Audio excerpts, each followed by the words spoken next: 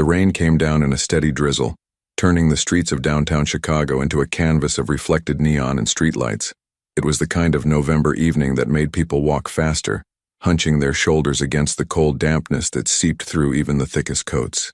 The temperature hovered just above freezing, and a bitter wind swept off Lake Michigan, carrying with it the promise of an early winter. Emily Carter pushed through the employee entrance of Rossi's Italian restaurant at exactly 5:47 p.m., 3 minutes before her shift officially started. She always arrived early, a habit born from years of needing this job more than it needed her. The warmth of the kitchen hit her immediately, along with the familiar symphony of sizzling pans, shouted orders, and the rhythmic chopping of vegetables. "You're gonna catch pneumonia one of these days walking here in this weather," called out Marco, the head chef, without looking up from the risotto he was stirring with practiced precision. Emily hung her damp jacket on the hook and pulled her dark hair into a tight ponytail. "The bus is more expensive than my umbrella budget," she replied with a slight smile, though there was truth behind the joke. At 24, Emily had become an expert at calculating every dollar, every decision weighted against her mounting student loans and the dream of culinary school that seemed to drift further away with each passing month. She tied her black apron around her waist and checked her appearance in the small mirror by the staff lockers. Brown eyes stared back at her, tired, but determined. She'd been working at Rossi's for 2 years now, ever since dropping out of community college when her mother got sick. The medical bills had piled up faster than she could count, and even though her mom had recovered, the debt remained like a shadow that followed Emily everywhere. "Table assignments are on the board," said Jennifer, the front-of-house manager, breezing past with a clipboard. "You've got Section 3 tonight, plus you're covering VIP if they need backup." Emily nodded, grabbing her order pad and pen. Section 3 was decent, good turnover, usually decent tips. The VIP section was a different animal entirely. Rossi's had a reputation in certain circles of Chicago, the kind of reputation that wasn't advertised but everyone knew about. Politicians, lawyers, businessmen with expensive watches and careful eyes. They all came to Rossi's when they wanted privacy and excellent food. The restaurant itself was beautiful, in an old-world way. Dark wood paneling, leather booths, crisp white tablecloths, and soft jazz playing just loud enough to create ambiance without overwhelming conversation. Vintage photographs of Italy lined the walls, and the lighting was kept deliberately dim, creating pockets of intimacy throughout the dining room. Emily began her evening routine, checking her tables, ensuring water glasses were spotless, folding napkins into perfect fans. The familiar motions were almost meditative, allowing her mind to drift while her hands worked automatically. "How's the studying going?" asked Pete, one of the bartenders, as Emily passed by to grab silverware. "What studying?" Emily replied with a wry smile. "Between here and my morning shift at the coffee shop, I'm lucky if I remember what day it is." Pete shook his head sympathetically. "You're gonna burn out, kid." "Probably," Emily agreed, "but I'll burn out with my rent paid." The first customers began trickling in around 6:30 p.m. A young couple celebrating an anniversary, a group of businesswomen who ordered 3 bottles of wine and laughed loudly at private jokes, an elderly man who came every Tuesday and ordered the same thing, veal piccata and a glass of Chianti. Emily fell into the rhythm of service, smiling, recommending dishes, navigating the delicate dance between attentive and intrusive. She was good at her job, not because she loved it, but because she'd learned that survival often depended on being good at things you didn't particularly love. At 8:15 p.m., Jennifer appeared at Emily's side, her expression carefully neutral in that way that meant something important was happening. "Emily, I need you in VIP," she said quietly. "Stephanie called in sick, and we've got a party of 6 coming in. High-priority guests." Emily felt her stomach tighten slightly. VIP meant bigger tips, but it also meant higher stakes. One mistake in VIP could cost you your job. "Of course. Give me 2 minutes to hand off my current tables." She quickly briefed another server on her section, smoothed her apron, and made her way to the VIP area, a semi-private section at the back of the restaurant separated from the main dining room by frosted glass panels and heavy velvet curtains. The space had its own entrance from a side street, allowing certain guests to come and go without walking through the main restaurant. The VIP section was already being prepared. Fresh flowers on the table, the best china, crystal glasses that caught the light like diamonds. Emily checked everything twice, her attention to detail sharpening. Whoever these guests were, management was clearly treating them as very important indeed. "They'll be here in 10 minutes, Jennifer said, appearing beside her again. Standard service, but keep conversation minimal unless they initiate. Refill drinks without being asked. You know the drill. Emily nodded. She'd worked VIP before, though not often. It was always the same type of clientele, people who valued discretion as much as the food. At exactly 8:25 p.m., she heard voices in the private entrance. Male voices, deep and controlled, speaking in tones that suggested authority and careful measurement. Emily positioned herself near the curtain, professional smile in place, hands folded in front of her. The curtain parted, and 6 men entered the VIP section. The first thing Emily noticed was how they moved, not like regular restaurant guests, but with a coordinated awareness of their surroundings. Their eyes swept the room, checking exits, noting positions. They were all well-dressed, expensive suits that probably cost more than Emily made in 3 months. But there was something about them that suggested the suits were armor rather than fashion. The second thing she noticed was the man in the center. Jonathan Marino was 39 years old, though he carried himself with the kind of confidence that made age irrelevant. He was tall, maybe 6'1", with dark hair styled immaculately and a jawline that could have been carved from granite. His suit was charcoal gray, perfectly tailored, and his shoes were polished to a mirror shine. But it was his eyes that caught Emily's attention. Dark, intelligent, and constantly calculating, as if he was solving complex equations with every glance. He had the kind of presence that changed the atmosphere of a room simply by entering it. The other men clearly deferred to him, positioning themselves almost unconsciously to give him the seat with the best view of both the entrance and the main dining room. "Good evening, gentlemen," Emily said, her voice steady despite the sudden awareness that this was no ordinary VIP party. "Welcome to Rossi's. My name is Emily, and I'll be taking care of you this evening." Jonathan Marino's eyes met hers for just a moment, a brief assessment that felt like being scanned by some very sophisticated machine. Then he nodded slightly and took his seat, the other men following suit. "Water for the table," said one of the men, a heavy-set individual with graying hair and a scar that ran from his right ear to his collar. His voice was gravel and cigarettes. "And the wine list." "Of course," Emily replied, already moving to fulfill the request. Her hands were steady as she poured water, her mind cataloging details without quite knowing why. The way they sat, the way their eyes never stopped moving, the expensive watch on Marino's wrist that probably cost more than her car, if she had a car. She returned with the wine list, presenting it to the gray-haired man who seemed to be acting as intermediary. Up close, she could see he had the kind of weathered face that suggested a long life of hard decisions. "Give us a few minutes with this," he said, not unkindly. "Then we'll order food." Emily nodded and retreated to a respectful distance, positioning herself where she could observe without hovering. From her vantage point, she watched the men converse in low tones, their body language suggesting this was partly business, partly camaraderie. Jonathan Marino listened more than he spoke, but when he did say something, everyone else immediately fell silent to hear him. There was something almost theatrical about it, Emily thought. The careful choreography, the subtle hierarchy, the way information flowed toward Marino and decisions flowed out from him. She'd seen powerful men before, CEOs, politicians, but this was different. This was power without the need to advertise it. 20 minutes passed. Emily took their wine order, a bottle of Barolo that cost $400, and then their food orders.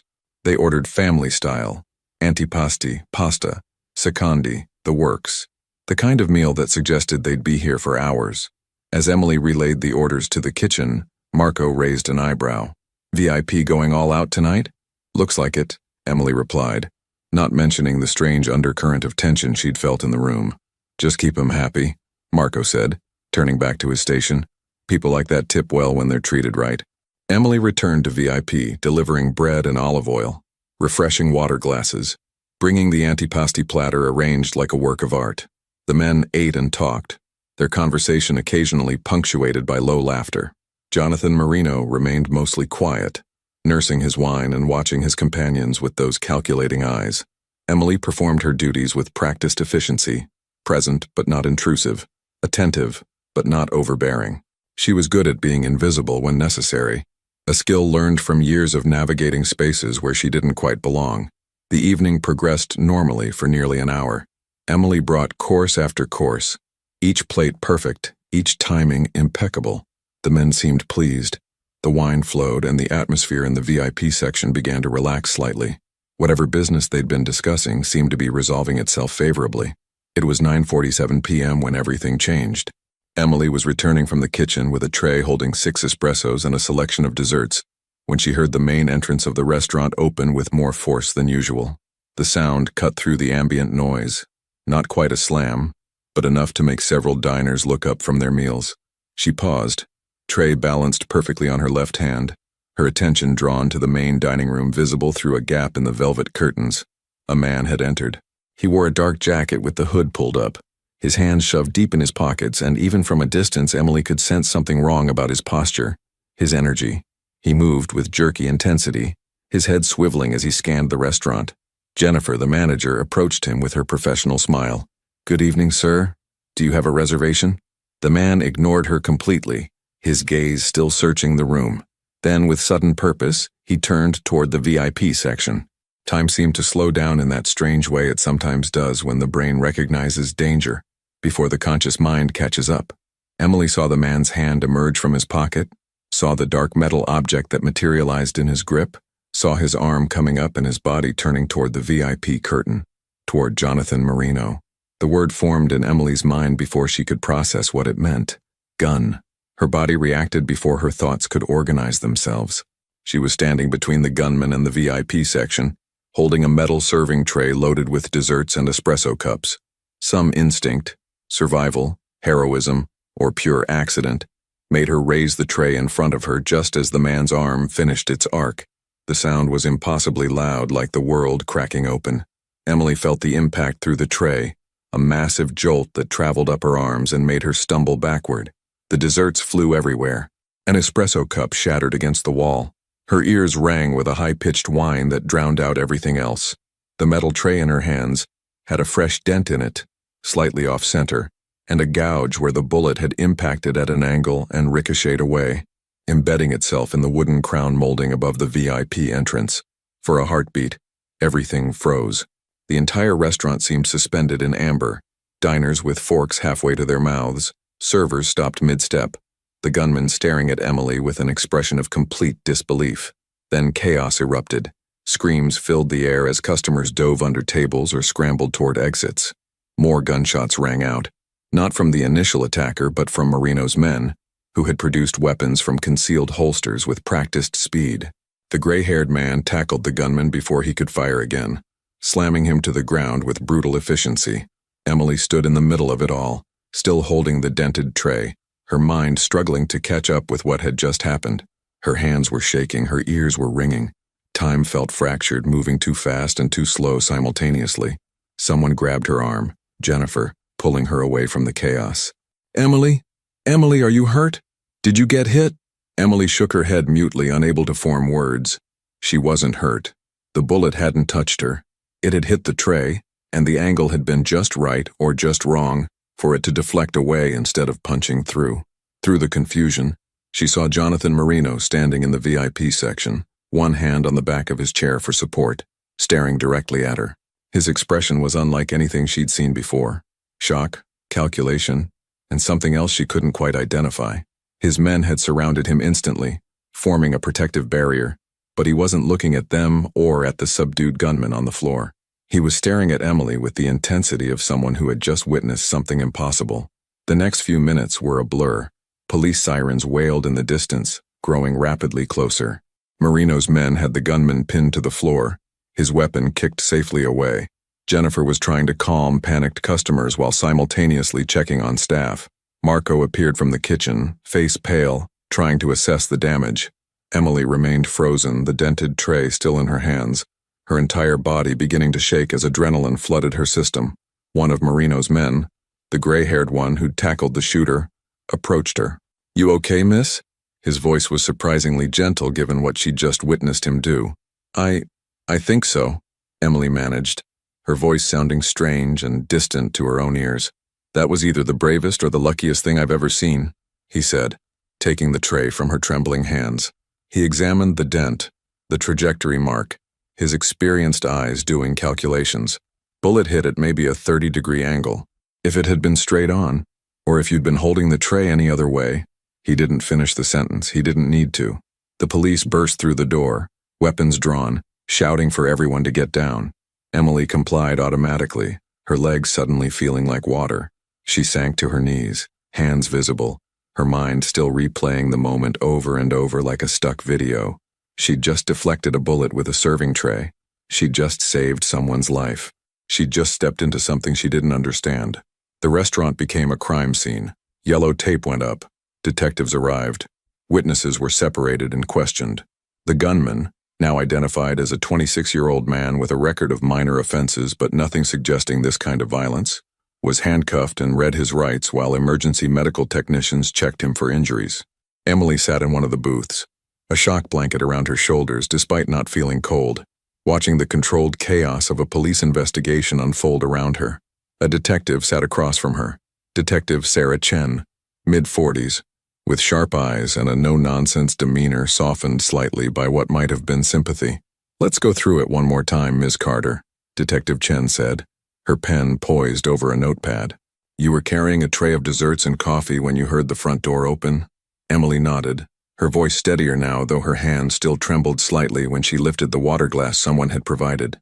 "Yes, it was about 9:47, maybe 9:48. I was coming from the kitchen to deliver to the VIP section. And then what did you see? A man came in. He had a dark jacket, hood up. He looked wrong, the way he was moving, searching for something, or someone." Emily paused, closing her eyes to recall the details. Jennifer went to greet him, but he ignored her. He was looking toward the VIP section. "That's when you saw the weapon?" "Yes." He pulled it from his pocket and raised his arm. "I was standing between him and the VIP entrance. I didn't think. I raised the tray. I heard the shot, felt the impact, and then everything went crazy." Detective Chen made notes, her expression neutral. "You didn't know who was in the VIP section?" "No. I mean, I was serving them, but I didn't know who they were. I don't usually work VIP." Emily hesitated, then added, "Should I have known?" The detective didn't answer directly. "You just acted on instinct? Saw a gun and used what you had to protect yourself?" "And whoever was behind me," Emily said. "I wasn't thinking about protecting anyone specific. I just saw a gun pointing at me, and I put something between me and it." This was technically true. Emily had seen the gun, had raised the tray, but the speed of it all meant her conscious mind hadn't really made decisions so much as her body had reacted. Whether she was protecting herself or the people in VIP or both was something she honestly couldn't answer. Detective Chen studied her for a long moment. "You realize how incredibly lucky you are? That angle, that timing. If any of it had been slightly different, we'd be having a very different conversation right now." "I know," Emily whispered. And she did. The reality of how close she'd come to dying was beginning to sink in, making her feel simultaneously numb and hyper-aware. Across the restaurant, Emily could see another detective questioning Jonathan Marino. He sat with perfect posture, his suit somehow still immaculate despite the violence that had erupted around him. His expression was calm, controlled, giving nothing away as he answered questions. His men stood nearby, equally composed, their earlier weapons presumably secured away before the police arrived. As if sensing her gaze, Marino's eyes flicked toward her. For a moment, their eyes met across the chaos of the crime scene. His expression was unreadable, but the intensity of his stare made Emily's breath catch. Then he returned his attention to the detective, and the moment passed. "Ms. Carter?" Detective Chen's voice pulled Emily back. "You with me?" "Sorry. Yes, I'm here. Is there anything else you remember? Any detail, no matter how small?" Emily thought hard, replaying those terrible seconds. He seemed surprised. The gunman, when he saw me with the tray, like he hadn't expected anyone to be there. And after the bullet hit the tray, he looked confused, like he couldn't believe what happened. "That tracks," Detective Chen said. "According to witnesses, he hesitated after the first shot. That's when Mr. Marino's security personnel subdued him. If he'd kept shooting," she trailed off meaningfully. Emily swallowed hard. If he'd kept shooting, she would almost certainly be dead, and probably several other people too. "Can I go home?" Emily asked quietly. "I've told you everything I remember." Detective Chen nodded, handing Emily a business card. "We'll need you to come down to the station tomorrow to give a formal statement and look at some photos for identification purposes. But yes, you can go. Is there someone who can drive you? You shouldn't be alone after something like this." "I'll call someone," Emily lied. There wasn't anyone to call. No boyfriend, her few friends all working their own late shifts, her mother living 2 states away. but she didn't want the detective worrying about her or assigning a uniformed officer to babysit her. She stood on shaky legs, the shock blanket slipping from her shoulders. Jennifer appeared immediately, having been hovering nearby. "Emily, honey, take as much time as you need. A week, 2 weeks, whatever you need to process this. Paid leave," she said, which was generous considering Rossi's wasn't exactly known for its employee benefits. "Thank you," Emily managed. She just wanted to leave, to get to her small apartment and lock the door and try to convince herself this had all been some kind of surreal nightmare. As she moved toward the employee exit to retrieve her jacket, she found her path blocked by one of Marino's men, the gray-haired one who'd spoken to her earlier. "Mr. Marino would like to speak with you for a moment," he said quietly. It wasn't quite a request, but it wasn't quite a command either. Emily's first instinct was to refuse, to say she'd given her statement and just wanted to go home. But something in the man's eyes, not threatening, but serious, made her hesitate. "Just for a moment," he repeated. "Please." Against her better judgment, Emily nodded. The man led her back toward the VIP section, which had been largely preserved as part of the crime scene, but was now being photographed and cataloged by forensics teams. Jonathan Marino stood near the entrance, having apparently just finished with the detective. Up close, Emily could see the barely perceptible signs of strain around his eyes, the slight tension in his jaw. This man had nearly died tonight, and he was holding it together through sheer force of will. When he saw Emily approaching, he straightened slightly, his eyes doing that scanning thing again, as if he was trying to read her at a molecular level. "Ms. Carter," he said, his voice deep and controlled. "I believe introductions are in order given the circumstances. I'm Jonathan Marino." He extended his hand, and after a brief hesitation, Emily shook it. His grip was firm but not crushing, his hand warm despite the cold efficiency in his eyes. "Emily Carter," she replied, though he obviously already knew her name. "What you did tonight?" Marino paused, seeming to search for words, which struck Emily as unusual for a man who appeared to measure every syllable before speaking. "I owe you my life. That's not a debt I take lightly." "I didn't really do anything," Emily said quickly. "It was just luck. I happened to be holding a tray in the right place at the right time." Marino's expression suggested he didn't quite believe that, or perhaps found the explanation too simple. "Nevertheless, the outcome is the same. A man tried to end my life tonight, and you prevented it. Whether by luck or instinct or something else entirely, you saved me." Emily didn't know what to say to that. The weight of his gratitude felt oddly heavy, like accepting it would mean accepting something more than just his thanks. "I need to go home," Emily said finally. "It's been a very long night." Marino nodded slowly. "Of course. But before you go, I want you to have this." He produced a business card from his jacket pocket, heavy cardstock, expensive, with simply a name and phone number embossed in dark ink. "If you need anything, and I mean anything, you call that number. Legal help, medical expenses, whatever consequences arise from tonight's events. I take care of people who help me." Emily took the card reluctantly, feeling like she was accepting something she didn't fully understand. "Thank you, but I'm fine. Really.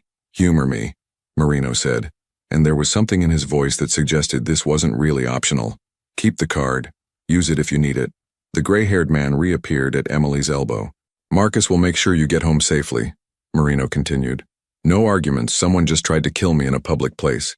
That means someone was planning this, knew where I'd be. Until we understand the full situation, anyone associated with tonight is potentially at risk." The implication sent a chill down Emily's spine. She hadn't considered that she might be in danger beyond the immediate moment of violence.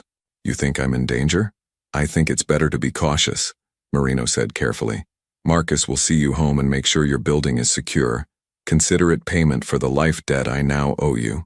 Emily wanted to argue, wanted to insist she was fine and could take care of herself. But the exhaustion was overwhelming, and the idea of not having to walk through dark streets alone at nearly midnight after watching someone try to murder a man 3 feet away from her was suddenly appealing. "Okay," she agreed quietly. "Thank you." Marino nodded, and Emily thought she saw something in his expression. Relief, maybe, or satisfaction. Then Marcus was guiding her toward the side exit, and she was stepping out into the cold November night, the rain having stopped, but the street still wet and reflective. A black SUV was parked at the curb, expensive and gleaming even in the dim light. Marcus opened the back door for her, Actual chivalry or just habit from a lifetime of working for someone important? Emily couldn't tell.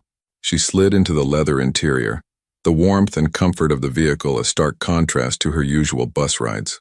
Marcus got in the driver's seat, started the engine, and pulled smoothly into traffic.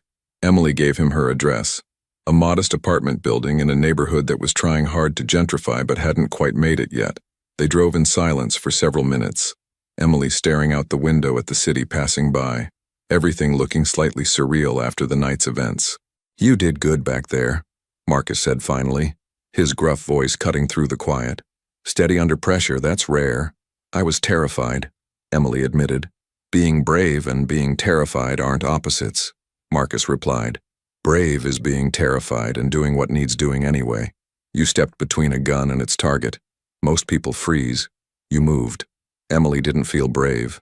She felt exhausted and shaky, and like she might cry at any moment. But she appreciated the sentiment.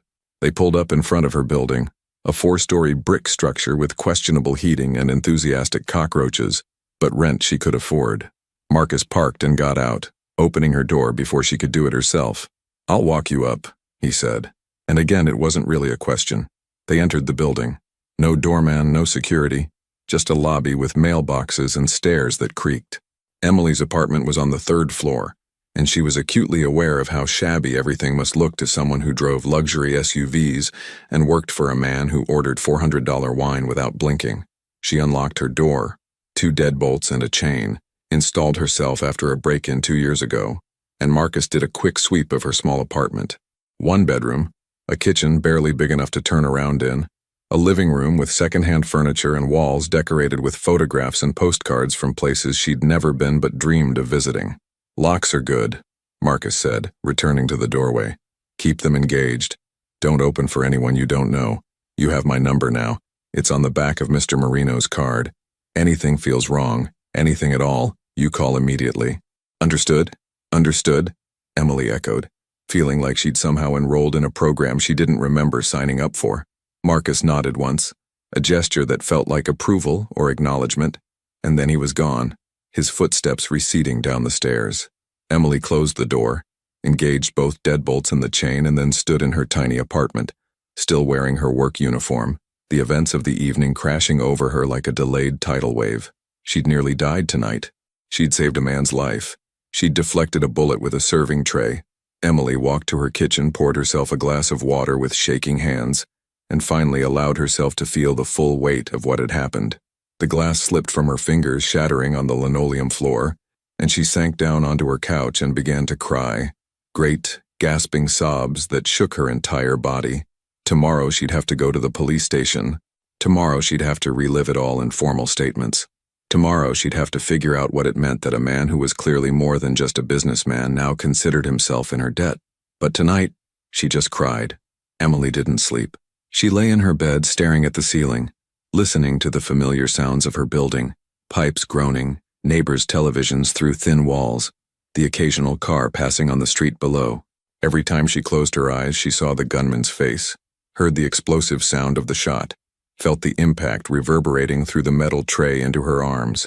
Around 3 a.m., she gave up trying to sleep and made tea, sitting at her small kitchen table in the dark. Jonathan Marino's business card sat in front of her, the embossed lettering catching what little light came through the window from the street lamp outside. Who was he, really? The detective had asked if she knew who was in VIP, as if she should have known. The way his men moved, the way they'd produced weapons and neutralized the threat with professional efficiency, the way Marino himself had commanded the space even in the midst of chaos. None of that was normal businessman behavior. Emily pulled out her phone and, against her better judgment, typed Jonathan Marino Chicago into the search engine. The results were interesting. Several hits for a Marino consulting group, described as a business advisory firm with interests in real estate, restaurants, and import and export. Professional website, corporate photos, all very legitimate looking. Then there were society page mentions, charity galas, business awards, a photograph of Marino in a tuxedo shaking hands with the mayor. But there were also gaps. Conspicuous absences of the kind of detailed personal information that usually littered the internet. No social media presence, no personal interviews. Even his Wikipedia page was surprisingly sparse, listing only basic business ventures and philanthropic activities. And then, buried several pages deep in her search, a mention in a blog about organized crime in Chicago. Quickly deleted content, only cached copies remaining. The post suggested connections between various business entities and old family names that went back generations in the city's less legal enterprises. Emily closed her browser, her tea suddenly tasting bitter in her mouth. She'd saved the life of someone who might be, probably was, involved in exactly the kind of world she'd spent her entire life avoiding. She should forget about it. Give her statement to the police, accept whatever therapy the city offered to trauma victims, and go back to her normal life. Serving tables, saving pennies, dreaming of culinary school. But even as she thought it, Emily knew normal was no longer an option. The gunman had tried to kill Marino in a public place, which meant someone wanted him dead badly enough to risk massive collateral damage, and she was now associated with him in the mind of whoever that someone was. The thought made her apartment, which had always felt safe despite its shabby edges, suddenly feel very vulnerable. The locks Marcus had approved seemed inadequate. The darkness outside her windows felt threatening rather than peaceful. She was still sitting at her kitchen table when her phone buzzed around 6:30 a.m., startling her badly enough that she nearly knocked over her cold tea. Unknown number. Her thumb hovered over the decline button. Then, remembering Marcus's instructions to call if anything felt wrong, she answered. "Hello? Ms. Carter. It's Jonathan Marino." His voice was unmistakable, even filtered through phone speakers. Deep, controlled, precise. Emily sat up straighter automatically, as if he could see her through the connection. "Mr. Marino, is everything all right?" It seemed like an absurd question given the circumstances, but it was 6:30 in the morning. "I apologize for the early call. I wanted to check that you made it home safely and that you're managing." There was something in his tone that suggested this wasn't just politeness. He was actually asking, actually concerned in a way that seemed genuine despite barely knowing her. "I'm okay," Emily lied. "Couldn't sleep, but I'm okay." A pause on the other end. "I imagine sleep is difficult after what you experienced. Have you considered speaking with someone? I can arrange for a professional, someone with experience in trauma counseling." "The police mentioned resources," Emily said, not wanting to accept more from this man she didn't understand. "Police resources are often understaffed and overwhelmed," Marino replied. "I'm offering something better, private, confidential, effective, no cost to you." "Why are you doing this?" Emily asked before she could stop herself. "I mean, I understand gratitude, but this seems like more than that." Another pause. Longer this time. When Marino spoke again, his voice had a different quality, less formal, more honest. "Because what happened last night was my fault, not the attempt on my life. I've made enemies. That comes with territory. But you were there because I chose to eat at Rossi's. You nearly died because of decisions I made, a life I lead. The least I can do is ensure you have support dealing with the consequences." There was something almost vulnerable in the admission, a crack in the controlled facade. Emily found herself responding to it despite her caution. "I appreciate that," she said quietly. "But I'm not sure I'm ready to accept help from someone I don't know. No offense." "None taken. It's a reasonable position." A slight pause. "Ms. Carter, I'm going to be direct because I think you deserve that. The man who tried to kill me last night will be questioned, but he's unlikely to provide useful information. People who attempt this kind of thing rarely work alone, and they're even more rarely the primary decision maker. Which means whoever wanted me dead is still out there, and they may view you as a loose end, or a witness who needs to be silenced."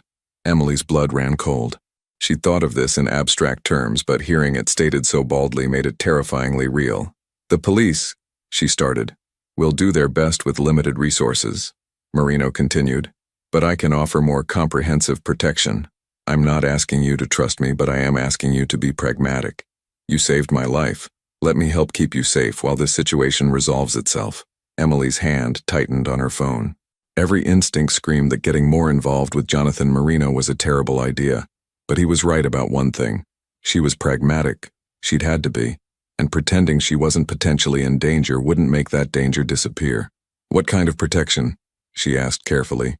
"First, we need to talk. In person, in a secure location. There are things you need to understand about what happened and what might happen next. Marcus can pick you up at 10 a.m., bring you to my office.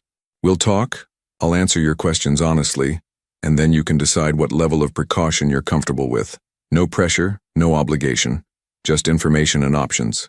Emily looked at the clock. 6:42 a.m. 3 hours to decide whether to step further into this world or try to step back. Ms. Carter? Marino's voice pulled her back to the conversation. I'll think about it, Emily said. Can I call you back? Of course, you have my card. Right, I'll let you know. Thank you. And Ms. Carter, be careful today. Don't deviate from your usual routine. Don't speak to anyone about last night beyond what the police need, and if anything at all feels wrong, call Marcus immediately. His number is on the back of my card. I will. They ended the call and Emily sat in her apartment as dawn light began filtering through her windows, turning everything gray and uncertain. Her phone showed 6:45 a.m. At 10 a.m. a car would arrive, or wouldn't, depending on what she decided. She looked at Marino's card again, at the embossed numbers that represented a choice.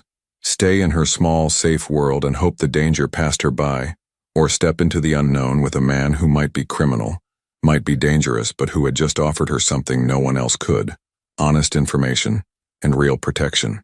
Emily picked up her phone and typed a single message to the number on the card. I'll be ready at 10. The response came back almost immediately. Smart choice.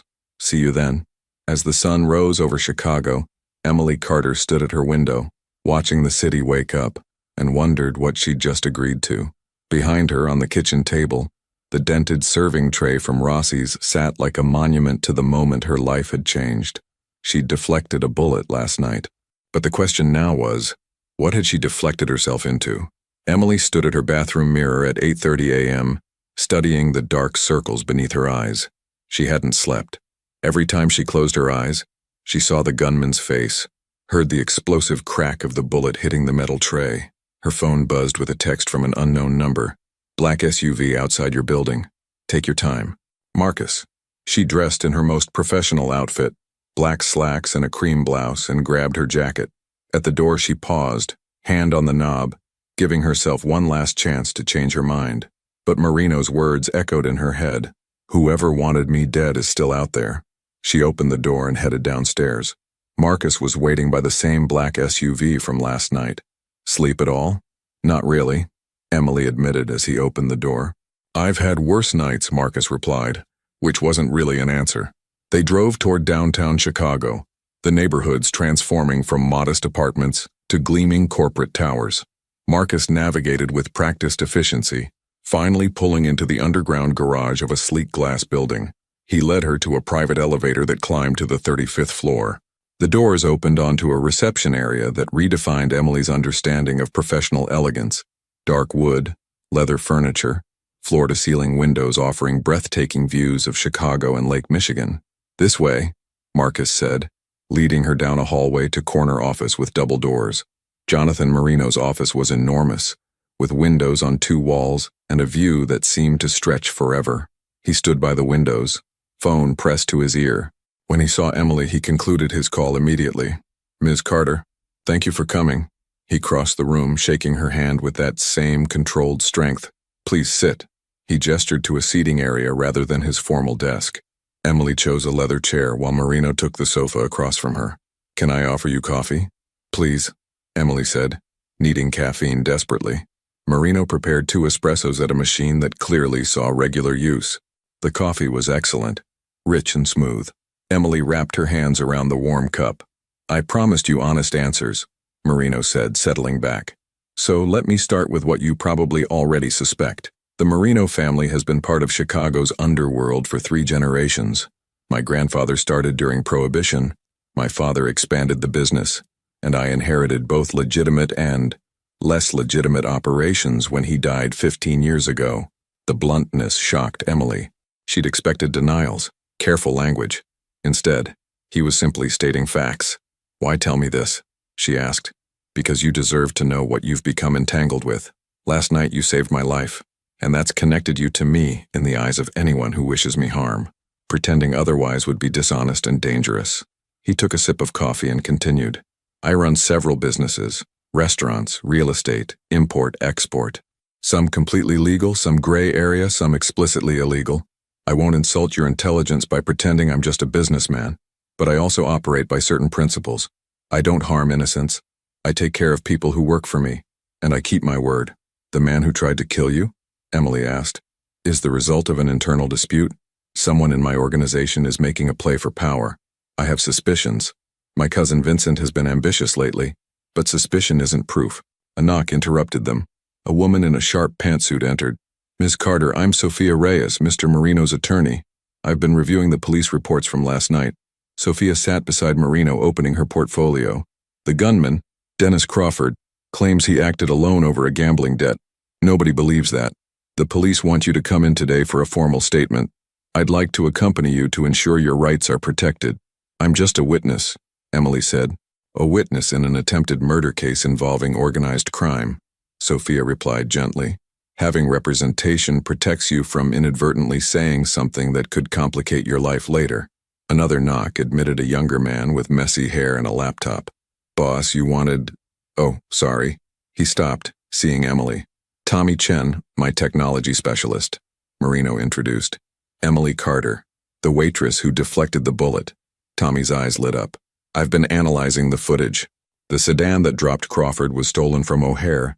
Someone planned this carefully. He didn't act alone despite what he's claiming. After Sophia and Tommy left, Marino refreshed their coffees. Let's talk about you, your safety, your future, and what I can offer. What do you mean? Emily asked warily. I own several restaurants. One, Marino's Crown, is significantly more upscale than Rossi's. I'm offering you a position as assistant manager. Salary, benefits, career path. It's also protective custody, I won't lie about that. Having you close means I can ensure your safety while we resolve this situation. So I'd be bait, Emily said flatly. No, you'd be protected. There's a difference. What I'm offering is a secure position with professionals ensuring nothing happens to you. Emily stood, moving to the windows. And if I say no, I'll still provide security, but you'll be more exposed, more vulnerable.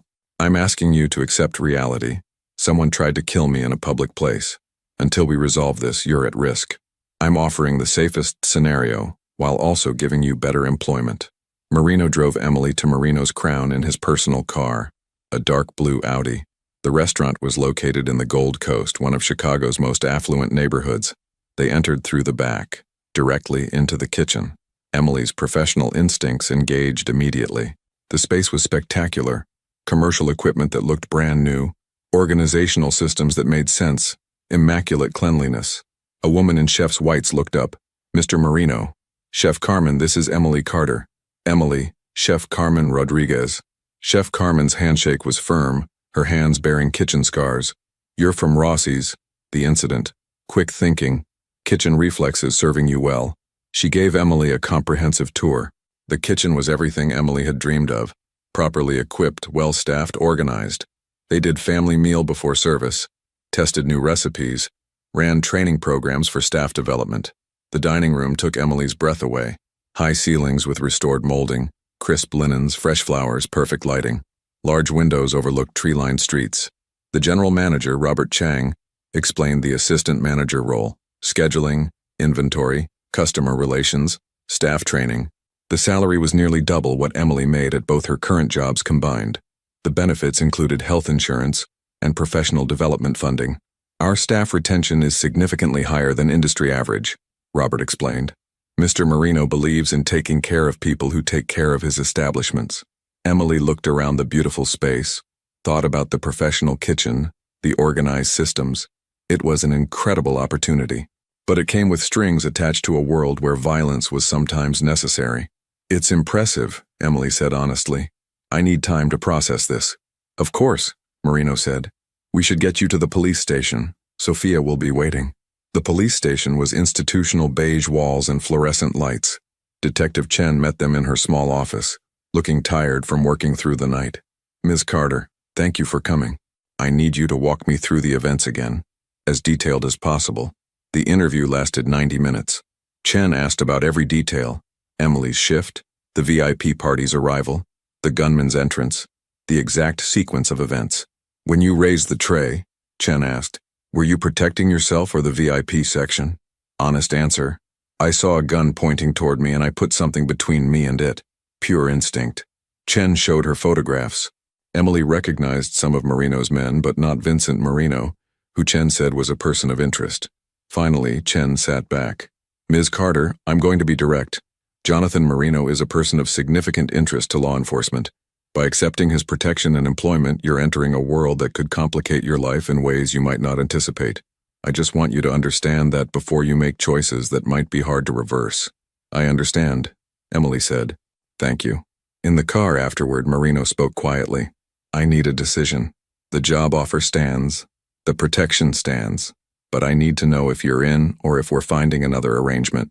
Emily looked out at Chicago passing by.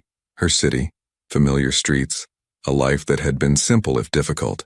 Accepting meant stepping away from that simplicity, but it also meant survival, security, a chance at a real career. I'll do it, Emily said quietly. I'll take the job at Marino's Crown. She felt Marino's relief. Thank you. You won't regret this. I hope not, Emily replied.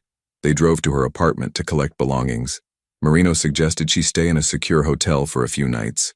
Marcus came up with her, doing a security sweep while Emily packed. Can I give you some advice? Marcus asked. Please, don't trust anyone, not me, not Sophia, not even Mr. Marino, though I'd trust him with my life. Someone inside betrayed him. Until we know who, everyone is potentially suspect. He handed her a burner phone. My direct line. Use it if you need it. Marcus drove her to a boutique hotel in River North. Her suite was more spacious than her entire apartment with breathtaking views. Security is on this floor, Marcus explained. You're safe here. After he left, Emily stood at the window, trying to process everything. 24 hours ago, she'd been a struggling waitress. Now she was under protection of someone who admitted to running criminal operations. Her regular phone buzzed. Unknown number. Emily Carter? A male voice, unfamiliar. Who is this? Someone who knows you made a mistake last night. Walking into Jonathan Marino's world is going to get you killed. Get out while you still can. The line went dead. Emily stood frozen, heart hammering. She grabbed the burner phone and called Marcus. He answered immediately. What's wrong? I just got a call. Someone telling me staying with Marino would get me killed. Read me the number. After a moment. Burner phone. Untraceable. I'm sending someone to your room. Don't open for anyone except someone who says, Marcus sent me for Ms. Carter. Understand? Understood. Emily moved away from the windows, feeling exposed. Someone had found her number within hours of accepting Marino's protection. Marcus's words echoed. Don't trust anyone. A knock at the door. Ms. Carter? Marcus sent me. Emily checked the peephole. A man in a dark suit, professional bearing. I'm okay, she called. I'll be stationed in the hallway. You're safe here. Safe, Emily thought. In Marino's world, safety might be temporary rather than permanent. She returned to the window, watching city lights emerge as afternoon became evening. Someone out there was watching, waiting, planning. Emily just hoped she'd survive long enough to figure out who. Emily's first day at Marino's Crown began at 3:00 p.m. on a cold Tuesday afternoon. She'd spent the previous 3 days in the hotel suite, giving her statement to police, fielding calls from her former employers, and trying to adjust to the surreal reality of her new circumstances. The threatening phone call hadn't repeated itself, but its echo lingered in her mind like a persistent shadow. Marcus picked her up at 2:30, driving her through downtown traffic in comfortable silence. Emily had learned that Marcus wasn't much for small talk, which she appreciated. Her nerves were already stretched thin without having to maintain polite conversation. The restaurant looked different in afternoon light. Still elegant, but less intimidating somehow. Robert Chang met her at the door, his professional smile warm and genuine. Emily, welcome. Let's get you oriented before the chaos of dinner service begins. The next 2 hours were a whirlwind of information. Robert walked her through the reservation system, the seating charts, the detailed profiles they kept on regular customers, dietary restrictions, preferred tables, anniversary dates, even which staff members they got along with best. Attention to detail is what separates good restaurants from exceptional ones, Robert explained as they reviewed the evening's reservations on his computer. Mrs. Davidson always sits at table 12 by the window. Senator Brennan prefers the private booth in the back. The Chungs celebrate their anniversary on the 15th of every month and always order the tasting menu. Emily absorbed it all, her mind cataloging the information with the same efficiency she'd developed working multiple jobs.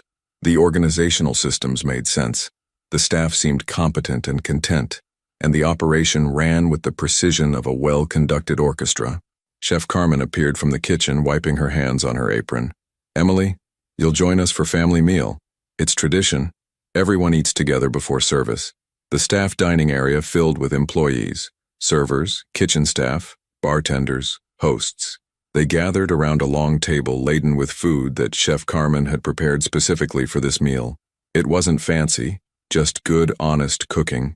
Roasted chicken, seasoned vegetables, fresh bread, a simple salad. Emily found herself seated between a server named Michelle, who'd been working at Marino's Crown for 3 years, and a sous chef named David, who had ambitions of opening his own place someday. "So you're the woman from the news," Michelle said, not unkindly. "The Rossi's incident." Emily tensed slightly. "That's me. Must have been terrifying," David added, passing her the breadbasket. "But also kind of incredible. Deflecting a bullet with a tray? That's movie-level stuff." "It was just reflex," Emily said, uncomfortable with the attention. "Wrong place, right time. Or right place, wrong time. I'm still not sure which. Either way, welcome to the team," Michelle said, raising her water glass in a casual toast. "We're glad to have you." The gesture, simple as it was, made Emily feel unexpectedly emotional. These people didn't seem to care about the circumstances that brought her here. They were just welcoming a new colleague. It was the first moment since the shooting that felt remotely normal. After family meal, the restaurant transformed. Lights were adjusted. Music levels set.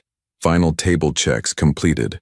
Emily positioned herself near the host stand with Robert, observing as the first guests began arriving at 5:30. "Your primary role tonight is to watch and learn," Robert explained. "Shadow me. See how we handle different situations. Get a feel for the rhythm of service. Tomorrow you'll start taking on more responsibilities." Emily watched as Robert orchestrated the evening with practiced grace. He greeted regulars by name, smoothly managed a couple who arrived without reservations, discreetly handled a complaint about wine temperature, and coordinated with the kitchen on timing for a large party's courses. It was impressive, the way he made it all look effortless when Emily could see the dozens of small decisions and adjustments happening constantly. This was management at a level she'd never experienced, not just reacting to problems, but anticipating them and preventing them before they materialized. Around 7:30 p.m., Jonathan Marino arrived. Emily hadn't expected to see him.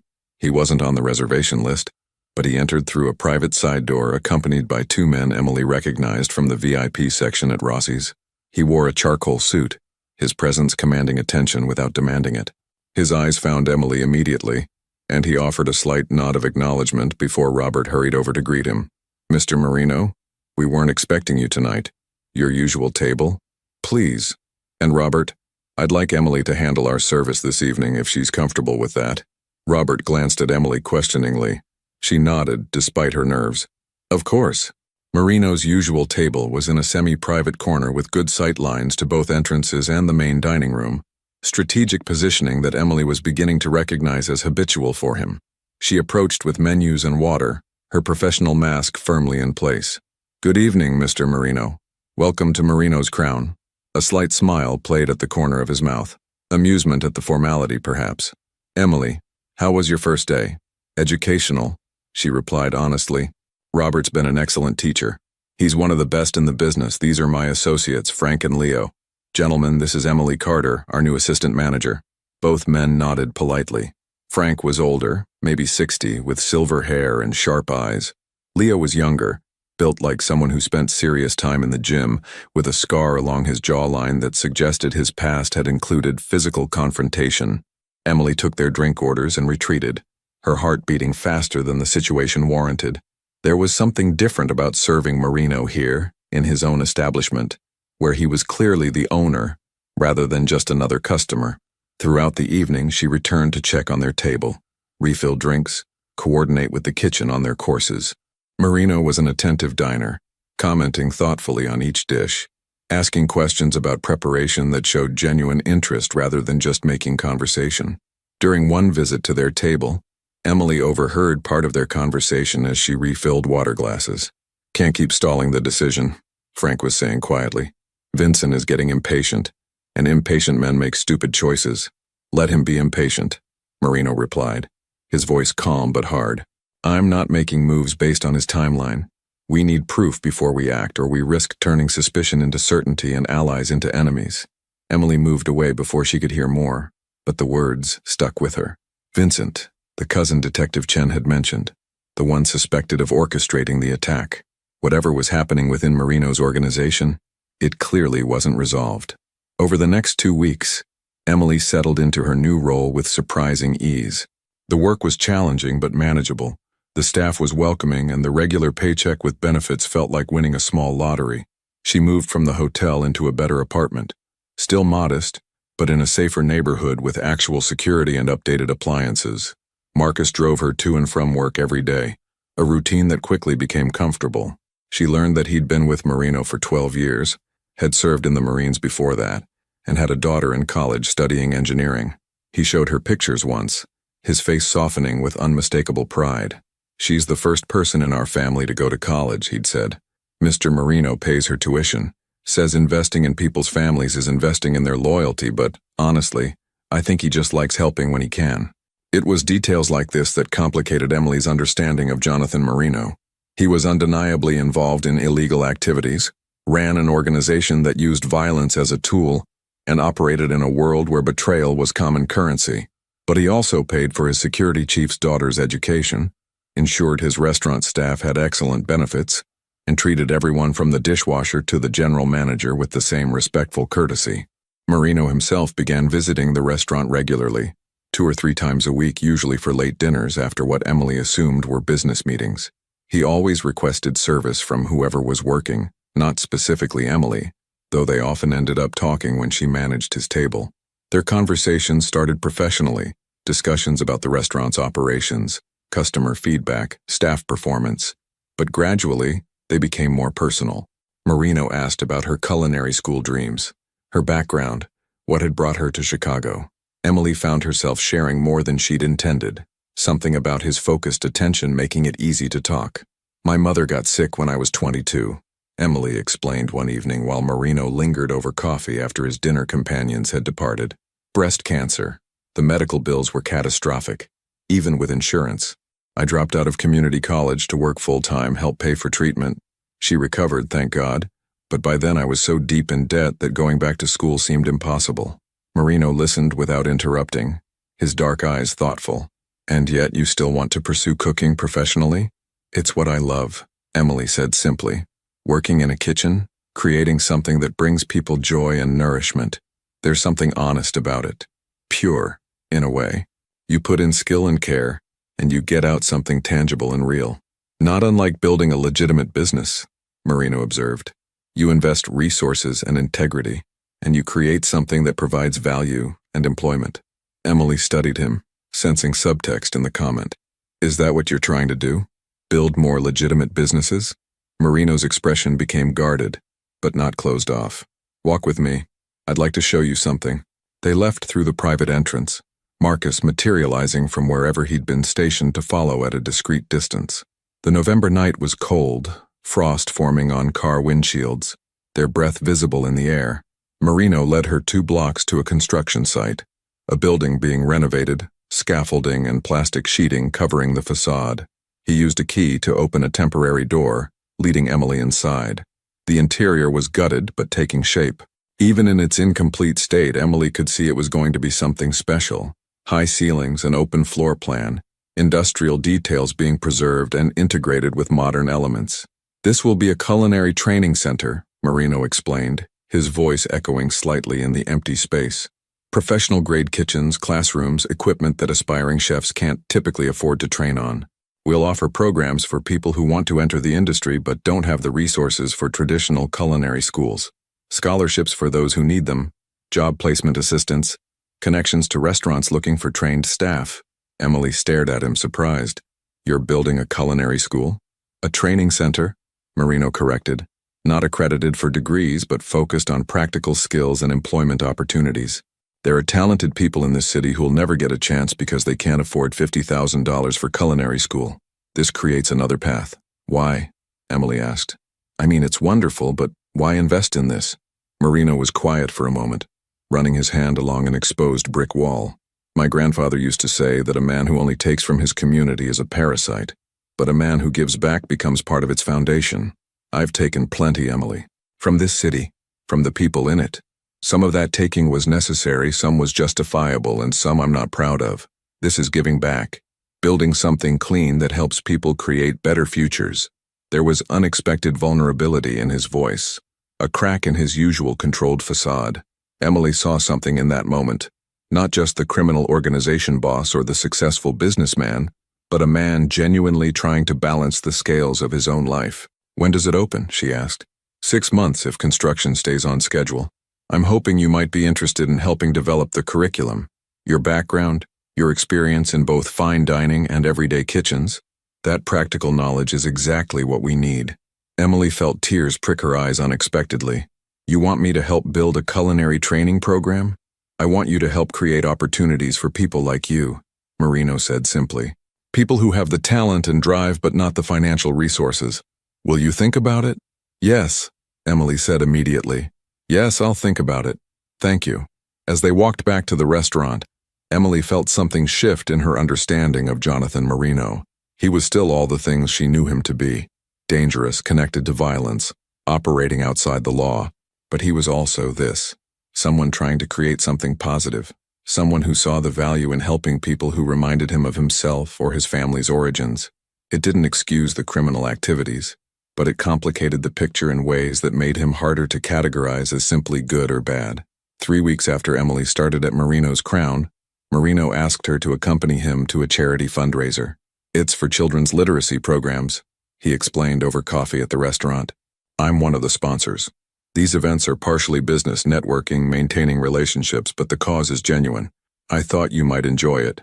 And frankly, I could use someone there who I can actually have real conversations with." Emily hesitated. Attending a charity gala with Jonathan Marino felt like crossing another line, moving from employee to something else entirely. But the cause was good, and she found herself curious about this aspect of his life. "I don't have anything to wear to that kind of event," she admitted. "That's handled," Marino said, and the next day a dress arrived at her apartment, elegant but not ostentatious, charcoal silk with a flattering cut, accompanied by shoes and a simple necklace. The card read simply, "Looking forward to the evening. J.M." The gala was held at one of Chicago's historic hotels. The grand ballroom transformed into an elegant space with round tables, floral centerpieces, and a stage for speeches and presentations. Emily felt out of her depth immediately. Everyone was dressed expensively, spoke with casual confidence, and seemed to know each other through various business and social connections. Marino appeared at her side as she entered, offering his arm with old-fashioned courtesy. He wore a tuxedo that fit him perfectly, and Emily noticed several women glancing his direction with obvious interest. "You look beautiful," he said quietly, and the sincerity in his voice made Emily flush slightly. "Thank you. So do you. Look good, I mean. Not beautiful. Well, maybe beautiful. This isn't going well." Marino's rare smile appeared, genuine amusement lighting his usually serious eyes. "I understood the compliment. Thank you." They made their way through the crowd, Marino introducing Emily to various people: business owners, politicians, other philanthropists. He introduced her as Emily Carter, the assistant manager of Marino's Crown and a talented chef in her own right, which was generous given her actual credentials. Emily found herself relaxing as the evening progressed. Marino was attentive without being possessive, included her in conversations, and seemed genuinely interested in her opinions when people discussed restaurant trends or culinary education. During dinner, they were seated at a table with several other donors. Emily found herself in conversation with a woman named Patricia, who ran a nonprofit providing job training for formerly incarcerated individuals. "The biggest barrier is employers willing to give people a chance," Patricia was explaining. "Everyone deserves a second chance, but convincing businesses to take that risk is challenging." "Have you considered partnering with restaurants?" Emily suggested. "The industry is always understaffed, and many roles don't require formal credentials. If you could provide basic training and vouch for candidates' reliability, I think you'd find interested employers." Patricia's eyes lit up.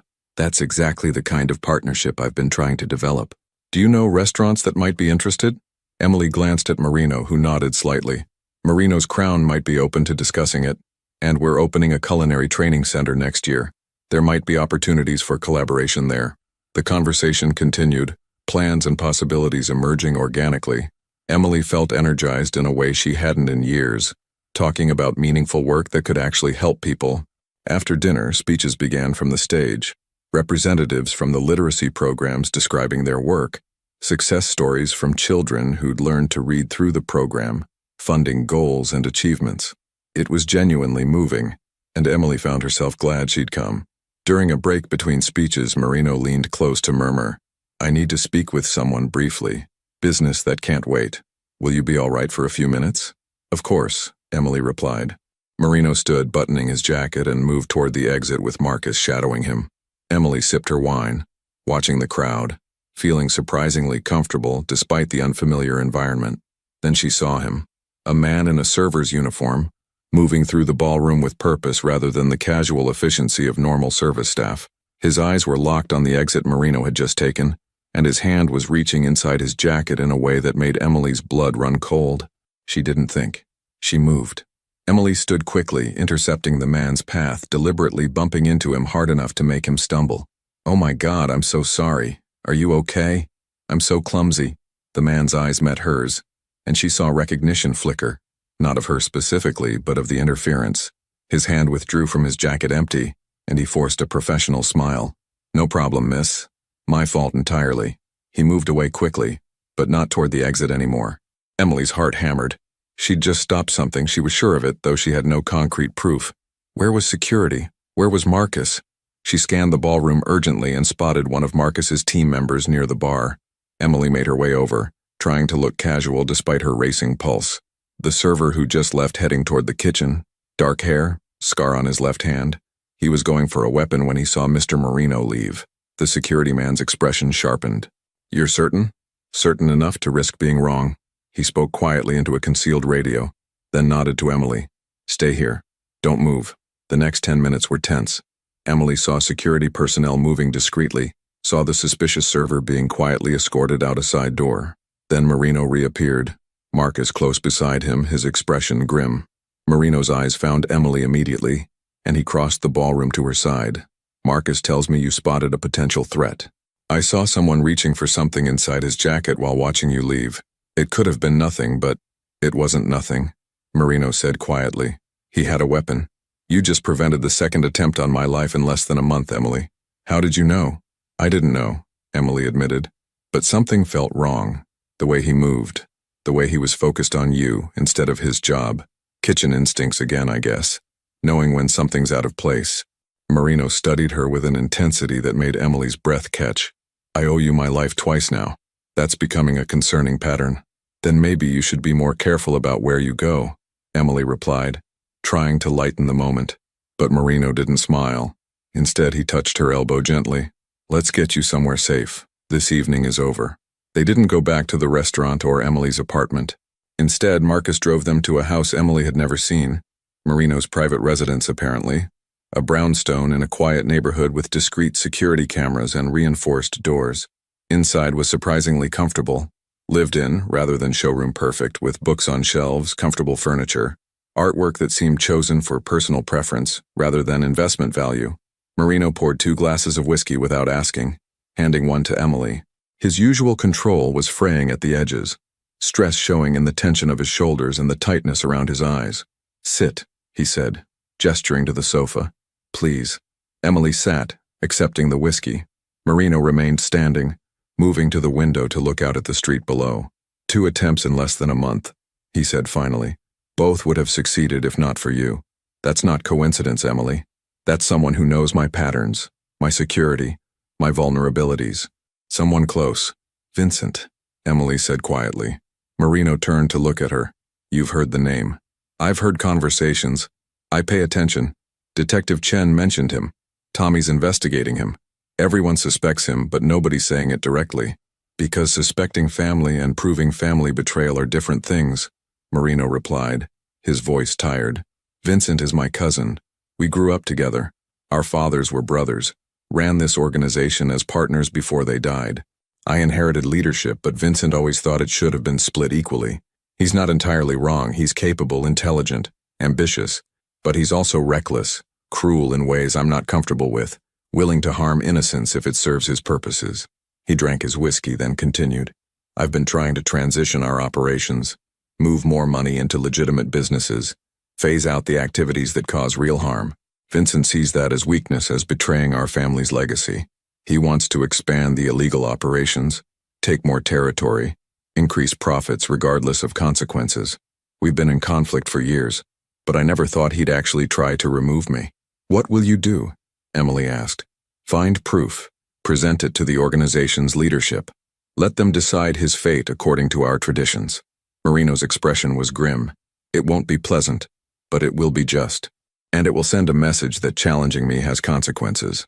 He moved to sit beside Emily on the sofa, close enough that she could see the exhaustion in his eyes. I'm tired, Emily. Tired of the violence, the constant vigilance, the knowledge that people want me gone. I inherited this life. I didn't choose it. And now I'm trying to build something better, but I can't do that while fighting wars with my own family. Emily found herself responding to his vulnerability in ways she couldn't have predicted. She set down her whiskey glass and, following an impulse she didn't fully understand, reached for his hand. His fingers closed around hers. Warm, strong, trembling slightly. You're building the culinary center, she said gently. You're treating your employees well, supporting legitimate businesses, trying to create opportunities for people. That counts for something. That's meaningful change, even if it's gradual. Is it enough? Marino asked, looking at her directly. Can someone like me actually create more good than harm? Or am I just fooling myself, putting ethical paint over criminal foundations? I don't know, Emily admitted honestly. But I think trying to build something better is always worth it, regardless of where you're starting from. And I think the people whose lives you're improving, your employees, the students who'll attend the training center, people like Patricia's clients, they won't care about your past as much as your present actions. Marino's thumb brushed across her knuckles, a gesture so gentle it made Emily's heart ache unexpectedly. You make me want to be better than I am. The air between them shifted, charged with something Emily couldn't quite name. She was acutely aware of his proximity, the warmth of his hand in hers, the vulnerability in his eyes that she suspected few people ever saw. Jonathan, she said softly, using his first name for the first time. The moment stretched, full of possibility and danger in equal measure. Then Marino's phone buzzed, shattering the intimacy. He pulled it out, read the message, and his expression hardened. Tommy found something. Evidence on Vincent's communications. He's been planning this for months. Marino stood, his professional mask sliding back into place. I need to deal with this. Marcus will take you home. I'm sorry. Tonight was supposed to be a pleasant evening, not another crisis. It's okay, Emily said, standing as well. Do what you need to do, just be careful. I will. And Emily, thank you. For tonight, for the conversation, for, he paused, seeming to search for words, for seeing me as more than just what I do. Emily wanted to say more, wanted to acknowledge the connection that seemed to be forming between them despite all the reasons it was complicated and probably unwise. But Marcus appeared in the doorway, and the moment passed. The next evening, Emily was closing Marino's crown. It was nearly midnight and most of the staff had already left. She was doing final checks, ensuring the kitchen was properly secured, the safe was locked, the security system armed. Robert had left an hour earlier, trusting Emily to handle the closing procedures. She'd proven herself capable over the past weeks, and the responsibility felt good, like she was finally building the career she'd always wanted. She was in the office, reviewing tomorrow's reservations on the computer, when she heard the back door open. That was odd. Everyone should have left already, and the door should have been locked. Emily stood, moving toward the hallway. Hello? Robert, did you forget something? No response, but she could hear footsteps. Multiple people, moving with purpose rather than casual entry. Her instincts screamed danger. Emily reached for her phone, but before she could dial, 3 men rounded the corner. She recognized one from the charity gala, not the server she'd stopped, but another face she'd seen in the crowd. The others were strangers, but their intent was clear in their expressions. Emily Carter, the man from the gala said. You've become a real problem. Vincent wants to talk to you. Emily backed up, her mind racing. I don't know anyone named Vincent. Sure you don't. You just keep preventing his plans, interfering, getting in the way. Time to remove the obstacle. Emily's hand found the panic button Marcus had installed in the office, a discreet button under the desk edge that would alert security immediately. She pressed it while keeping her expression neutral. If you leave now, we can all forget this happened. Emily tried, though she knew it was pointless. The men moved fast. Emily tried to run, but they were blocking the only exit. She grabbed a stapler from the desk, Ridiculous weapon, but better than nothing, and threw it at the closest man. It hit his shoulder harmlessly, but it bought her seconds. She screamed, hoping someone nearby might hear. But the restaurant was in a commercial district. Everything else closed at this hour. Where was security? How long did it take them to respond? Strong hands grabbed her arms. Emily fought, remembering self-defense basics. Go for eyes, throat, knees. She managed to stomp on one man's foot, elbow another in the ribs, but there were 3 of them and 1 of her. They zip-tied her wrists, and one of them produced a cloth that smelled chemical and wrong. Emily turned her head, trying to avoid it, but they were too strong. Don't make this harder, one of them said. You're coming with us either way. The last thing Emily saw before darkness claimed her was the office door, where Marcus would eventually arrive, too late to prevent what was happening. Her last conscious thought was wondering if Jonathan Marino would trade himself for her life, and hoping desperately that he wouldn't. Emily woke tied to a chair in an abandoned warehouse. Vincent Marino stood before her, similar features to Jonathan but with colder eyes. You've been quite the problem, Vincent said. Twice you've saved my cousin. That ends tonight. I've sent Jonathan your location. He'll come alone, and I'll finally take what should have been mine. Hours passed. Then gunshots echoed outside. Jonathan's team stormed in. Marcus leading, Sophia coordinating, Tommy jamming communications. The fight was brutal but swift. Emily freed herself partially, kicked a weapon toward Marcus at a crucial moment. Vincent was subdued. His men surrendered. It's over, Jonathan said, cutting her restraints.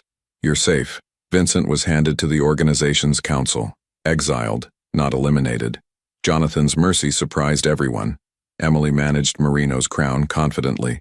The culinary training center opened, with Emily developing curriculum. She and Jonathan met for their regular Tuesday dinners, friendship deepening into something more, carefully and honestly. You saved my life 3 times, Jonathan said over wine. No, Emily replied. We saved each other. Snow fell outside as they talked about futures finally possible, his transition to legitimacy, her culinary dreams, and the connection they'd built through crisis. Not a perfect ending, but a beginning.